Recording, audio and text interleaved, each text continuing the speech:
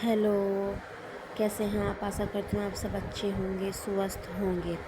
देव उठनी एकादशी कब है, आइए जानते हैं विस्तार से।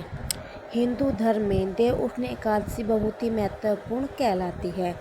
इसको देव उत्थान एकादशी और देवोत्थान एकादशी के नाम से भी जाना जाता है।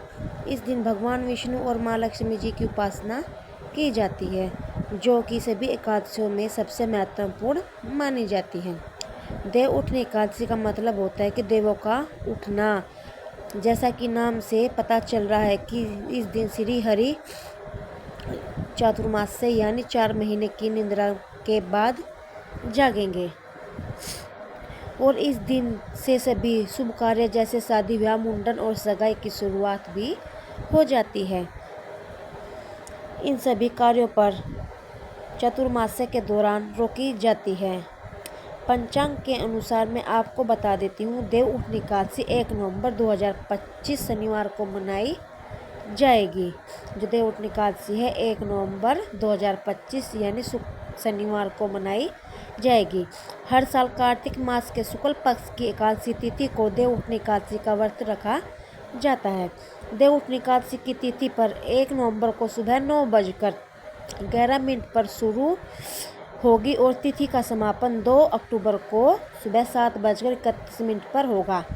इसलिए उदय तिथि के अनुसार देव उठनी एकादशी 1 नवंबर को ही मनाई जाएगी। इस व्रत का प्रारंभ 2 नवंबर को दोपहर 1:11 से शुरू होकर 3:23 तक होगा। देव उठनी एकादशी पूजन विधि। देव उठनी एकादशी के दिन घर में गन्ने का मंडप सजाया जाता है और उसके बीच में सुंदर चौक बनाया जाता है। चौक के केंद्र में भगवान विष्णु या मूर्ति या फिर चित्र भी स्थापित कर सकते हैं।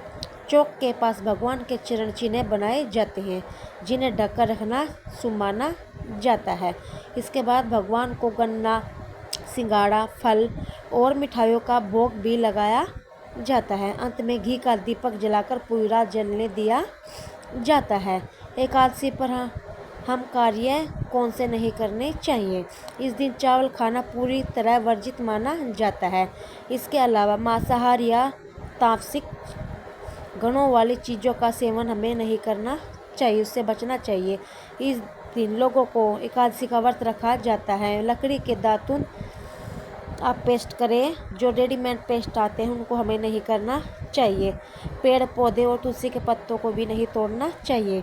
एकादशी के दिन तुलसी तोड़ने से बचें, क्योंकि तुलसी विष्णु की प्रिय है।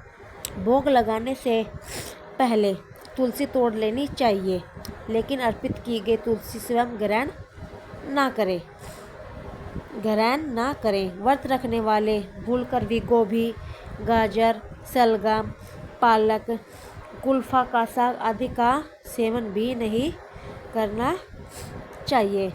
ये आई होप आपको वीडियो अच्छी लगी तो लाइक, कमेंट, शेयर, सब्सक्राइब जरूर करना। राधे राधे, हरे कृष्णा।